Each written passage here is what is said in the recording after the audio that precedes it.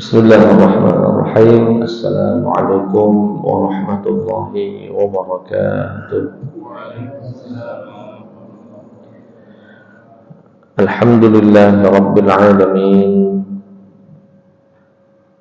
Wal 'aqibatu lil muttaqin wa la 'udwana illa 'alal zalimin. Wassalatu wassalamu ala sayyidina wa maulana Muhammadin sallallahu alaihi wasallam wa ala alihi wa sahbihi ajma'in, amma ba'd. Jamaah salat subuh yang dimuliakan Allah subhanahu wa ta'ala, alhamdulillah, di pagi hari yang sejuk ini kembali kita bisa menunaikan kewajiban seorang muslim melaksanakan salat subuh berjamaah. Semoga Allah subhanahu wa ta'ala menerima salat kita, zikir dan doa kita, dan menyempurnakan segala kekurangannya. Amin ya rabbal alamin. Salawat beriring salam terlimpah curahkan kepada Nabi Muhammad sallallahu alaihi wasallam. Semoga kelak kita semua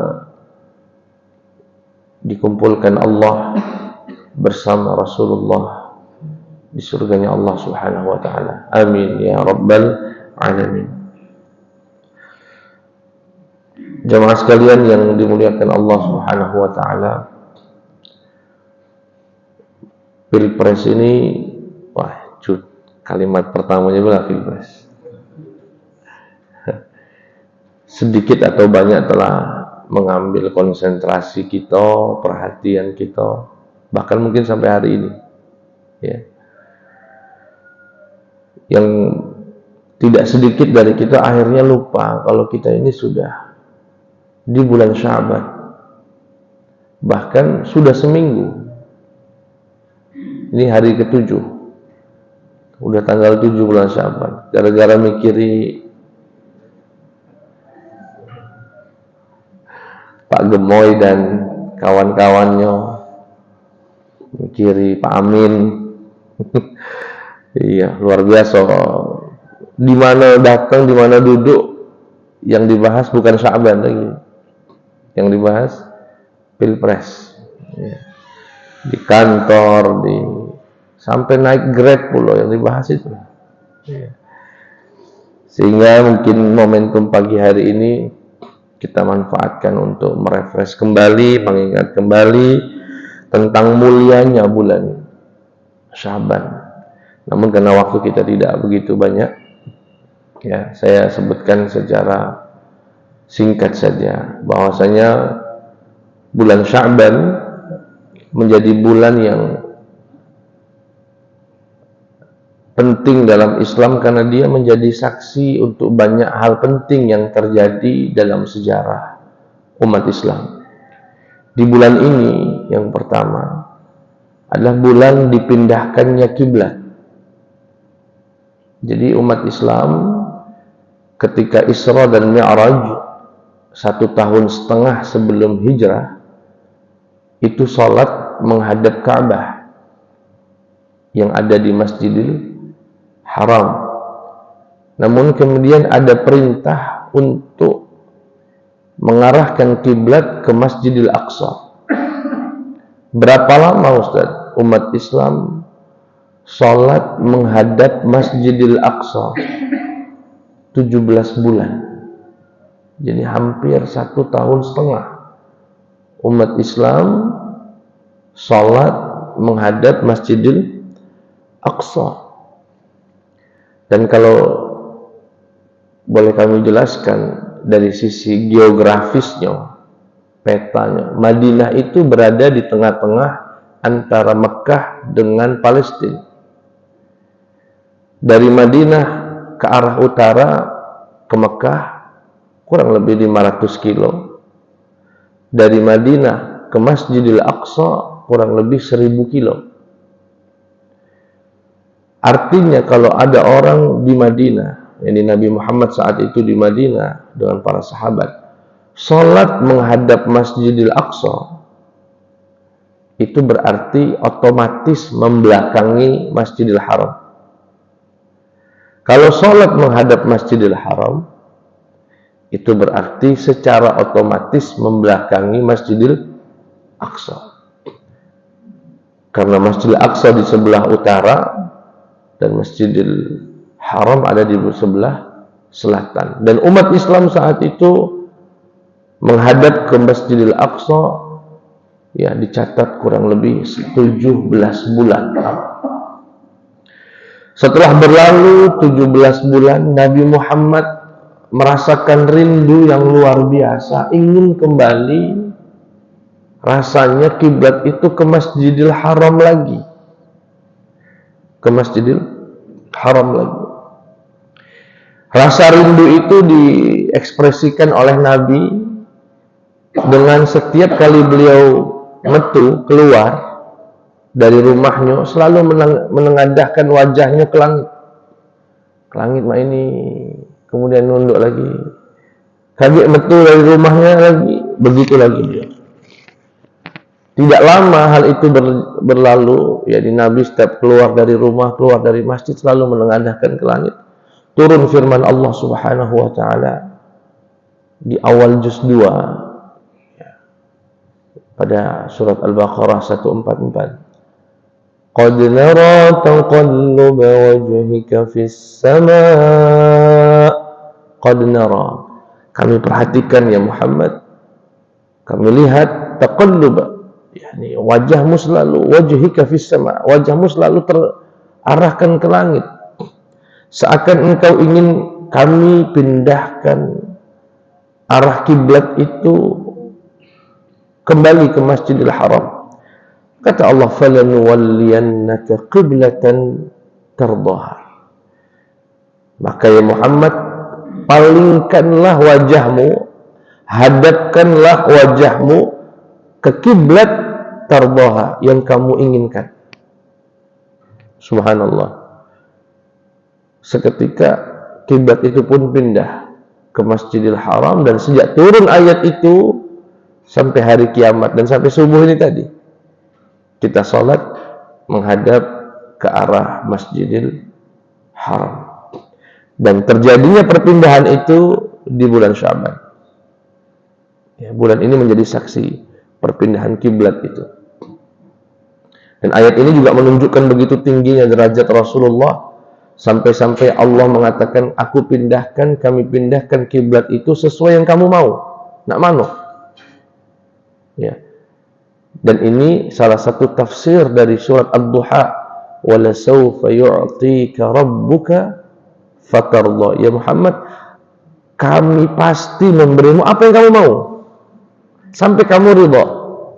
Salah satunya yang diinginkan Nabi adalah pindahnya kiblat ke arah Masjidil Haram. Bahkan sampai Sayyidah Aisyah berkata kepada Rasulullah, aku ini luar biasa nian engkau wahai suamiku, apa yang kamu mau Allah langsung wujudkan.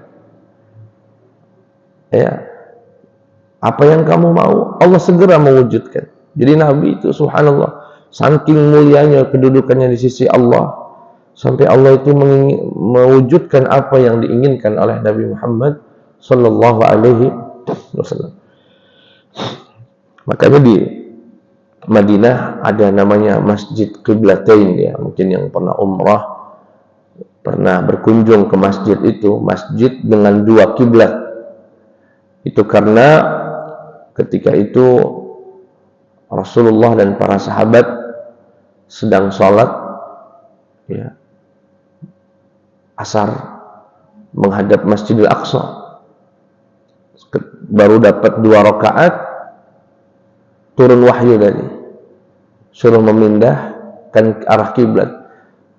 Akhirnya di rakaat ketiga Rasulullah langsung putar balik dengan para sahabat, langsung putar balik menghadap Masjidil Haram, sehingga sholat itu saat itu 2 rakaat ke Masjidil Aqsa, 2 rakaat ke Masjidil Haram. Dibangunlah di tempat itu, di kampung Bani Salamah, ya, masjid yang disebut hari ini dengan Masjid Al-Qiblatain, masjid dengan dua kiblat. Baik, itu yang terjadi di bulan Sya'ban. Dan bulan ini juga jamaah sekalian, dianggap oleh para ulama sebagai syahrus sholawat, bulannya sholawat. Kita dianjurkan untuk memperbanyak sholawat kepada Nabi Muhammad di bulan ini. Allahumma sholli ala Sayyidina Muhammad wa ala ali Sayyidina Muhammad. Kenapa Ustaz para ulama menjadikan ini sebagai bulan sholawat? Kenapa enggak zikir yang lain? Karena di bulan ini, di bulan Sya'ban ini, turun ayat di dalam surat Al-Ahzab ayat ke-54 yang insya Allah galau-galau kita dihafal. Ayat yang memerintahkan bersolawat. Innallaha wa malaikatahu yusalluna 'alan nabi ya ayyuhalladzina amanu sallu 'alaihi wa sallimu taslima. Sesungguhnya Allah, innallaha wa malaikatahu, dan para malaikatnya, yusalluna 'alan nabi, senantiasa bersalawat kepada Nabi.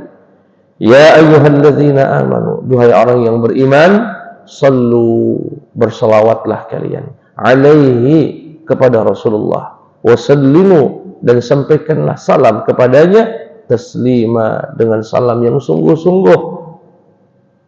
Artinya perintah salawat itu yang dituangkan dalam surat Al-Ahzab 54 diturunkan di bulan Sya'ban. Maka para ulama menyebut bulan ini sebagai syahrus salawat, bulannya untuk memperbanyak salawat. Yang ketiga, bulan ini dianggap oleh Rasulullah dengan syahru ghaflah. Syahru ghaflah, bulannya orang lalai. Bulannya orang lalai. Kenapa Ustaz dianggap bulan yang banyak dari kaum muslimin lalai? Yang pertama karena posisi bulan Sya'ban yang berada di antara bulan Rajab dan Ramadan. Uang itu kan kalau datang bulan Rajab semangat. Ada Rajaban, ada puasa Rajab, ada Isra Mi'raj. Semangat, banyak kegiatannya. Setelah itu lesu, capek karena banyak kegiatan. Dengan anggapan untuk mempersiapkan bulan Ramadan. Sehingga bulan ini terlalaikan, terabaikan karena keberadaannya yang di antara dua bulan yang dimuliakan dalam Islam. Sehingga kata Rasulullah, hadza syahr yaghful katsirun minan nas. Ini bulan banyak orang lalai. Bahkan sebagian dari kita ada yang punya pikiran begini, ayah aku nak begawe ini yang di bulan Sya'ban ini, nak ngumpulkan duit sebanyak-banyaknya. Kenapa? Biar kaget Ramadan fokus ibadah. Ada enggak yang berpikir seperti itu? Banyak. Akhirnya bulan Sya'ban menjadi syahrun dunyawiyun, menjadi bulan dunia. Kerjaan, gawean, galau-galaunya dihabiskan di bulan Sya'ban. Ya. Sedangkan dia berpikir nanti kalau Ramadan biar fokus. Betul nggak sikap yang begini, Pak? Ya nggak betul. Yang pertama, siapa yang menjamin dia sampai umurnya Ramadan, sampai nunda ibadahnya kaget bayar Ramadan? Yang kedua, jangan pernah menuntut rezeki di bulan Ramadan. Kagak ada jatahnya deh Ramadan itu. Sebagaimana ada jatah rezeki kita di bulan Sya'ban. Dalam hadis qudsi, walaupun hadis ini dianggap lemah, Allah berkata, jangan pernah menuntutku untuk memberimu rezeki esok hari, karena saya juga tidak pernah menuntutmu untuk sholat di besok hari. Allah kan tidak menuntut kita sholat besok. Allah menuntut kita sholat kalau sudah azan, baru kita sholat. Kalau belum ada azan, ini hari, apakah kita dituntut sholat zuhur? Ya tidak. Kaget begitu bunyi azan baru. Nah, sebagaimana aku tidak menuntutmu menyembahku, sujud kepadaku besok, jangan tuntut aku untuk memberimu rezeki besok hari. Sama Ramadan pun demikian. Oh, begawe, galau-galau dihabiskan di bulan Sya'ban. Tidak ada ibadah, tidak ada apa. Ya. Sehingga bulan ini dianggap syahru ghaflah, bulannya orang yang lalai illa man rahima rabbi, kecuali yang Allah rahmati. Ya, kecuali yang Allah rahmati. Artinya kalau kita tidak lalai di bulan ini, kita banyak ibadah, insya Allah kita tidak tergolong di antara hamba-hambanya yang lalai. Di bulan ini juga, ya, ada satu malam, ya, disebut dengan syahrul maghfirah juga, ya, atau lailah. Di dalam bulan Sya'ban ada lailatul maghfirah, bulan di mana Allah Subhanahu wa taala berkenan untuk mengampuni semua dosa. Malam yang biasa kita sebut dengan nisfu Sya'ban.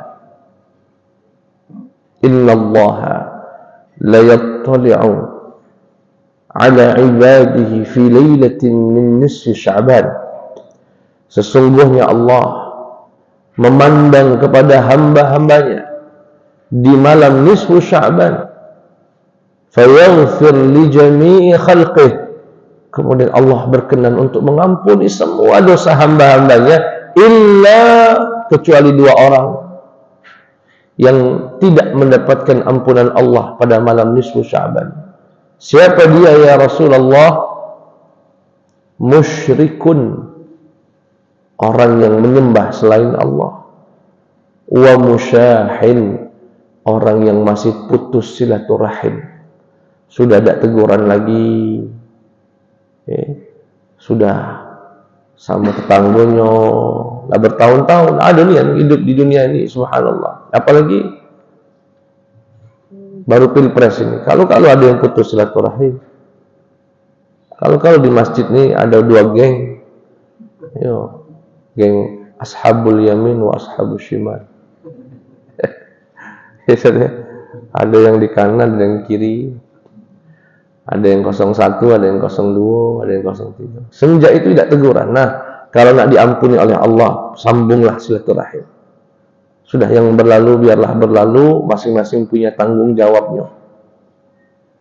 Ya.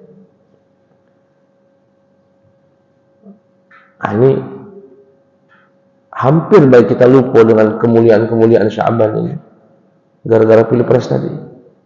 Ya. Padahal ini bulan tinggal seminggu lagi, insya Allah. Kalau tidak malam Jumat, malam Sabtu, ya, kayak kita lihat tanggalnya nisfu Sya'ban itu. Karena hari ini sudah tanggal 7, berarti tinggal seminggu lagi. Ya, muliakan malam itu dengan banyak mengisi, dengan sholat taubat, dengan ibadah-ibadah. Semoga Allah Subhanahu wa taala menggolongkan kita. Tapi syaratnya tadi, kita tidak musyahin, tidak putus silaturahim. Coba ingat-ingat siapalah yang kira-kira sempat ribut dengan kita sampai hari ini belum teguran lagi, belum bersapaan lagi. Ya, beberapa waktu lalu ada jamaah, Ustaz, apalah sikap kami ketika melihat ada jamaah yang satu dengan jamaah yang lain tidak pernah mau bersalaman, Ustaz. Aku dengar omongan itu sebenarnya tidak kaget nian, ya. Tapi itulah ya. Makanya wajar nian politik itu panas sampai gontok-gontokan. Wong jamaah masjid baik itu. Jamaah masjid saja sanggup untuk tidak berteguran berbulan-bulan bahkan bertahun-tahun. Itu wong sholat di masjid sampai tidak pernah sholat itu pindah, yang siko selalu di kiri, yang siko selalu di kanan. Sekali-kali pindah sana, jika subhanallah. Betul kata para ahli hikmah, satu musuh itu kebanyakan, 1000 teman itu terlalu sedikit. Dan orang kalau sudah punya musuh, dunia ini dhaqat bima rahabat, menjadi sempit padahal luas. Sempit nih masjid ini nah. Baitur Rahim Baitur Rahman. Aku ini di Lampung isi masjid Baitur Rahim, jadi sering lihat Baitur Rahman.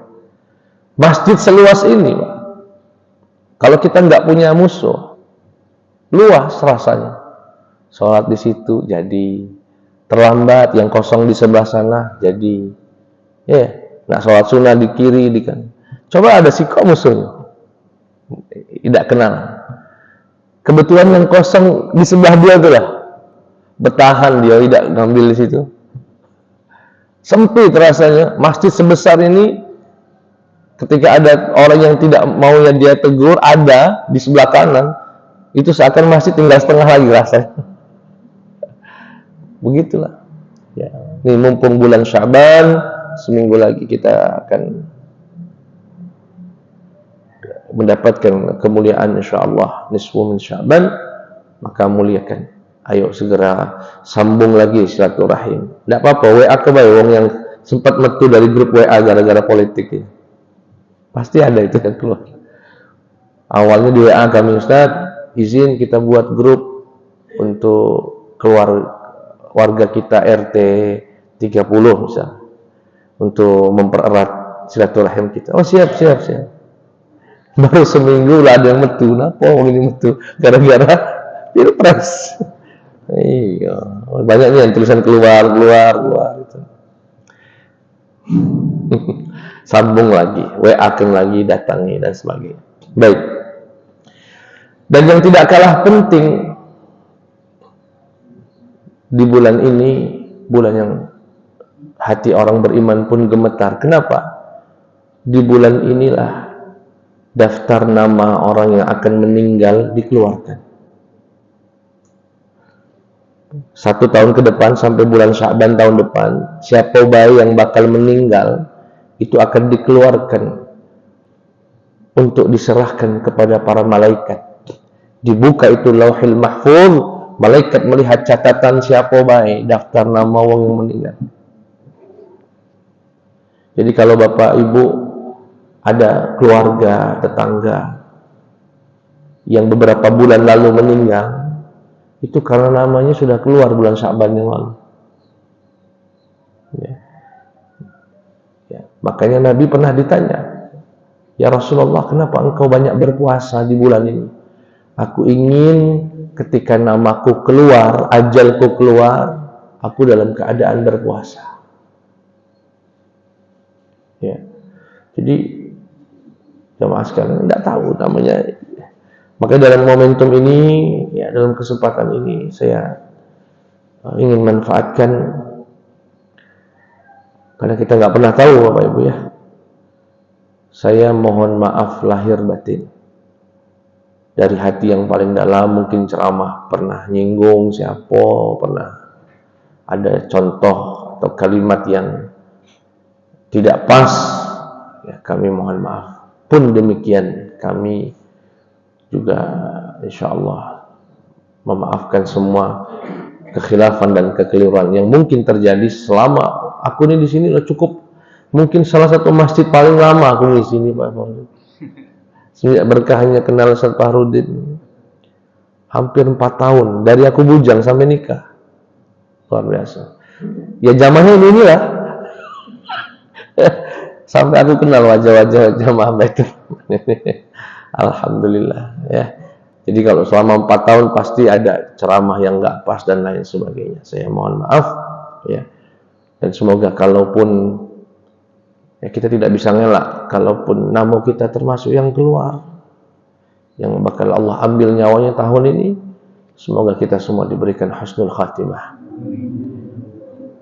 Ya, walaupun kita berharap memohon kepada Allah dipanjangkan umur dalam keadaan sehat, dengan hidup yang bermanfaat. Amin ya rabbal alamin.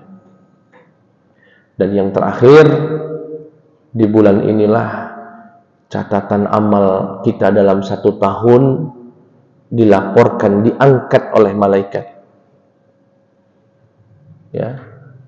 Jadi mungkin dalam satu kesempatan kami pernah sampaikan, amal itu diangkat 4 kali. Amalan itu diangkat 4 kali. Ada yang sifatnya harian, ada yang mingguan, ada yang tahunan, ada yang langsung. Artinya langsung beramal, saat beramal langsung diangkat. Jadi ada 4. Saya mulai dari yang langsung. Ini begitu beramal langsung diangkat. Kapan itu Ustaz? Azan zuhur.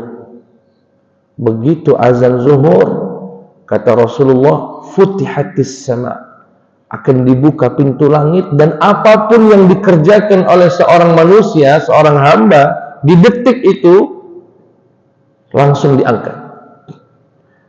Dan ini motivasi, hadis ini dipakai oleh para ulama untuk memotivasi jangan sampai ketinggalan qobliyah zuhur. Karena dari seluruh salat rawatib yang langsung Allah angkat adalah salat qobliyah zuhur. Allahu Akbar, Allahu Akbar, azan zuhur, pintu langit itu terbuka. Apa yang diamalkan, yang doa langsung diangkat, yang sholat langsung diangkat, ya. Dan itu berlangsung sampai dengan selesainya sholat fardu. Jangan sampai ketinggalan. Itu diangkatnya amal yang sifatnya directly, ini langsung. Yang kedua, diangkatnya amal harian, dan itu 2 kali, menjelang subuh dan sebelum maghrib. Jadi ini tadi Pak ya, pas begitu azan subuh, Allahu Akbar, Allahu Akbar, azan subuh tadi, itu malaikat siang turun untuk mencatat semua amalan yang akan dilakukan oleh manusia sampai maghrib, sampai menjelang maghrib. Subuh-subuh dia ke masjid, catatnya kalau habis sholat subuh dia zikir, melok pengajian, dicatatnya. Setelah pengajian dia sarapan pagi dan nyumbang sedekah, belikan gorengan. Catat gak lo? Mas Bondan dicatat barusan lo. Ya. Beli apa? Ya. Setelah itu dia pergi ke warungnya, ke pasarnya, catat. Begitu menjelang maghrib diangkat semua catatan tadi. Ada yang sebaliknya, subuh siangan dijamak dengan duha. Kemudian agak siang dikit dia apa kira-kira ke pasar ya, dia kurangi timbangan uang, catatnya kan, ribut sama tetangganya, catat.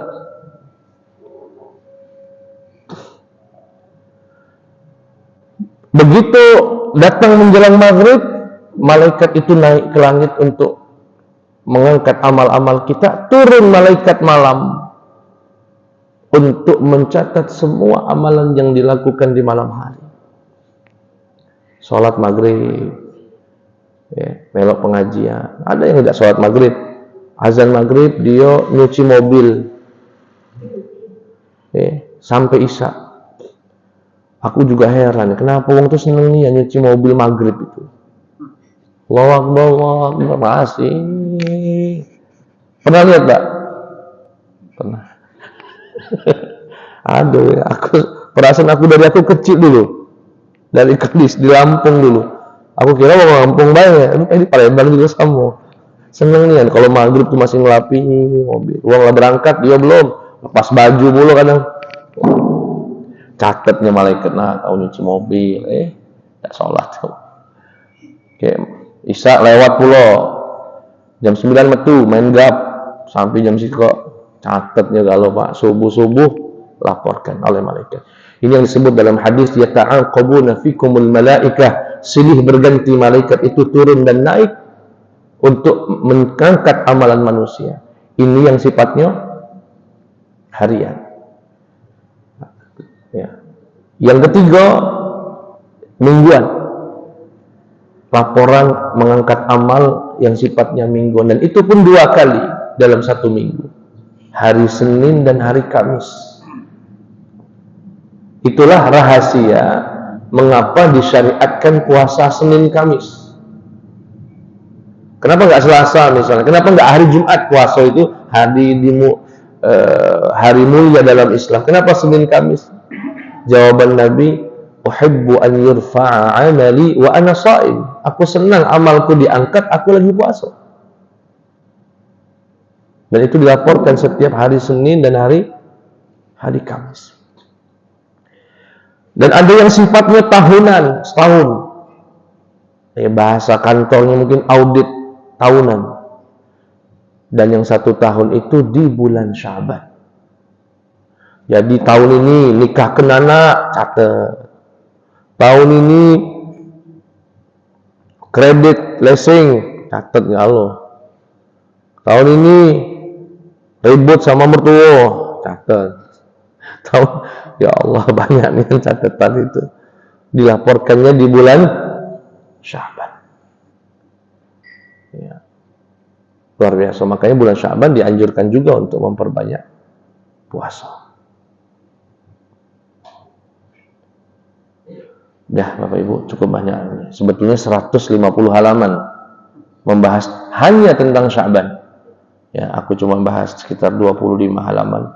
Dan itulah rangkumannya, kurang lebih seputar Syaban. Ya. Kurang lebihnya saya mohon maaf, kepada Allah saya mohon ampun. Cukup saya dapat. Jangan nanya aku, namaku metu tidak Ustaz sebagai daftar orang meninggal, tidak tahu, aku tidak tahu. Iya, silakan. Masalah silaturahmi, misalnya kita tuh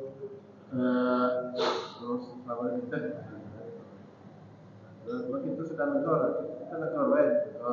Cuman kalau udah ngobrol, malas sebenarnya, sudah malas kan, chat dulu lagi, akrab, sekarang lama. Tapi kita negor baik. Mas malas negor, kita nggak pernah lagi ngobrol. Itu aku masih termasuk putus silaturahmi. Kalau mengurangi intensitas ngobrol tadi, karena kita tahu pasti kalau ngobrol sama dia ini kayak dosa baik.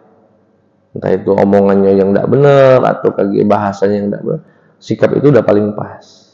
Ya. Jadi lebih baik memang kalau ketemu orang cukup disalami, kita berikan senyum, berbahasa basi sesaat, ya. Setelah itu cukup. Ya. Jangan duduk sama orang-orang yang hanya akan menghabiskan waktu kita. Tapi itu bukan mutus silaturahim, ya, tidak mutus silaturahim. Tapi kalau bukan itu alasannya karena misalnya aku benci baik sama dia nih, nah itu berarti bencinya yang harus dihilangkan. Nah, kakak yang pacak jengok, kira-kira apalah motivasi? Ya, kalau motivasinya tadi takut dosa, bagus, itu yang yang dianjurkan, ya.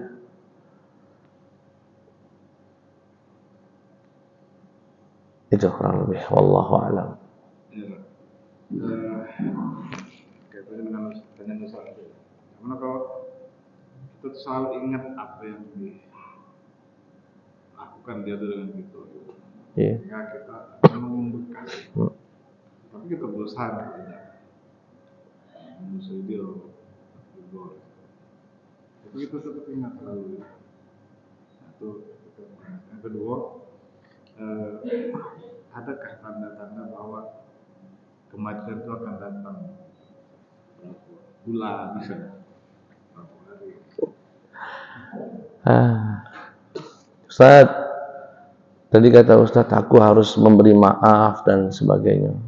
Tapi ini sakit ya. Ini pernah kami ada ibu-ibu, Ustaz, ini ya apa Ustaz, harus maafkan uang apa Ustaz? Apa Bu? Ya Allah Ustaz, sakit ya. Kata dia. Sakit ya Ustaz. Rasanya Ustaz nyesek dah, dengar nama dia be langsung tuh katanya. Ya Allah, sebegitunya ya. Manusia nih ya, semakin sakit yang kita rasakan semakin tinggi pahala kita jika kita bisa memberikan maaf. Tapi memang derajat memberi maaf itu kan ada derajatnya, dan itu pilihan nak milih yang mana. Kalau memaafkan sambil marahin, maaf tapi jangan diulangi lagi ya, sambil nepuk, sambil ngomel, sambil balas, itu namanya afwan. Namanya apa? Afu. Wa'fu anna waghfir lana warhamna. Itu ya. Jadi ada tingkatannya ini, tinggal yang mana kita mau milih. Itu afwan. Tapi yang kedua, derajat yang agak lebih tinggi dari itu. Dia nggak ngebalas. Dia maafkan. Tapi masih diingat. Nah, ini yang Pak Farudin tanya tadi. Maafin tapi masih persis aku ingat ucapan Gus Dur ketika ditanya, siapa lo orang paling jahat sama kamu itu Gus? Dua wong. Siapa? Amin Rais sama Megawati. Jadi, kamu maafin Gus? Ya maafin, tapi lupa mah enggak. Maafin tapi lupa tidak. Ya. Nelson Mandela juga itu sangat terkenal kalimatnya ketika penjajahan sudah keluar dari Afrika. Apakah kamu memaafkan para penjajah itu? Maaf sih iya, tapi lupa tidak. Nah, itu memaaf. Itu namanya dalam syariat safhun. Wa'fu wasfahu. Maafkan juga tapi di derajat yang kami masih ingat. Kalau pengen yang lebih tinggi lagi dari itu namanya maghfirah. Ampunan seakan tak pernah terjadi apa-apa. Dilupakan niat. Makanya kalau kita minta doa itu Pak, wa'fu anna waghfir lana. Minta afwan, minta maghfirah juga. Nah, ini derajat yang ketiga. Ada yang keempat, tapi caknya manusia susah nih, nggak sampai ke sini. Dan ini selalu Allah sebutkan untuk dirinya. Apa itu? Maafin dan mengasih lagi. Udah maafin, nunjuk lagi. Misalnya ada orang datang, Pak, aku minta maaf Nian katanya. Maaf apa Pak? Dulu kita kan pernah ribut masalah batas tanah itu. Aku lah sadar Nian Pak, aku ngambil tanah Bapak 2 meter tuh lah. Aku minta maaf Nian. Oh ya sudah, aku maafin. Kalau Bapak mau, itu tambah aja Pak 5 meter. Tapi ikhlas Pak, bukan marah-marah. Ada nggak yang sanggup begitu Pak? Oh berat Nian, oh berat. Itu Pak. Kalaupun ada ungkapan kekesalan, bela lagi. Itu kesel namanya. Bukan, ini betul-betul. Dan itu yang disebut dengan rahmah. Makanya Allah itu kalau di Quran selalu mensifati dirinya Ghafurun Rahim. Ghafur memaafkan, Rahim memberi rahmat. Jadi kita ini dosanya sama Allah begitu besar. Kita minta ampun, sudah minta ampun, di surga pula. Itulah kita. Dan itulah Allah Subhanahu wa taala. Allah itu sudah memaafkan semua dosa kita yang selama ini mungkin pernah ninggalkan sholat, puasa, pernah ghibah, macam-macam dosa. Dan itu mintanya kita kan, manusia itu begitu sama Allah. Wa'fu anna. Tadi Pak Farudin sampai dipotong-potong kan. Waghfir lana. Maafin aku ya Allah, ampunin aku dan juga aku surga. Waghfir lana warhamna. Minta rahmat juga. Nah itu makanya Ghafurun Rahim. Kalau kita ya paling mentok maghfirah, itu pun beratnya luar biasa. Teringat itulah. Ya sudah dimaafkan tapi masih ingat. Dan itu pilihan, mau yang mana? Nak jadi afu, mau menjadi safhun, mau menjadi maghfirah dan sebagainya. Yang berikutnya tanda-tanda kematian. Ini sebetulnya bisa jadi judul sendiri kayak gitu. Ya, tanda-tanda ajal sudah dekat. Tapi biasanya tanda itu baru diketahui kalau sudah. Oh iya Nian, aku pernah dengar dia ngomong. Baru firasat itu terbaca oleh orang tersebut. Tapi ya mungkin nanti saya akan jelaskan lebih detailnya. Ada kajiannya sebetulnya. Ada yang mengatakan 40 hari sebelum meninggal. Itu ada isyarat-isyarat. Dan itu memang tidak bisa diketahui siapapun. Bahkan si calon yang meninggal itu sendiri, kalau dia bukan orang soleh benar, ya jarang tahu. Biasanya bisa lewat mimpi. Saya punya nenek di kampung beliau ini, tapi suku datang masuk lagi ke gunung. Itu pas lagi lebaran, kumpul sehat beliau. Katanya pas lagi kumpul giginya tuh jatuh. Umurnya udah 120-an. Nenek itu umurnya pas Gunung Krakatau itu meletus, beliau sudah umur 40-an tahun saat itu. Giginya copot. Dari seluruh gigi itu sempurna, cuma sikut lah. Pas anak-anaknya, cucu-cucunya nak balik ke perantauannya ngomong, kalau kalian kaget balik sini, caknya nggak ketemu aku lagi. Kenapa gigiku lah jatuh sikut nih?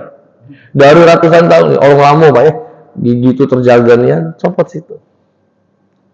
Ada yang tanda-tandanya begitu bisa dibaca oleh orang soleh. Ya, beliau itu orang yang pertama kali haji dari Provinsi Bengkulu. Itu di rumah itu kami ada punya sertifikat jamaah haji pertama ya dari Bengkulu, dari Lebong. Kaget nih Pak Prodin, masih panjang hidup kita ini insyaallah. Jangan dulu pilpresin siapa yang menang. Itu saja, masih ada harapan insyaallah. Insyaallah kita minta yang terbaik untuk bangsa ini insyaallah. Amin ya rabbal alamin. Billahi taufiq wal hidayah. Wassalamualaikum warahmatullahi wabarakatuh. Doanya Ustaz Jondi. Selesai.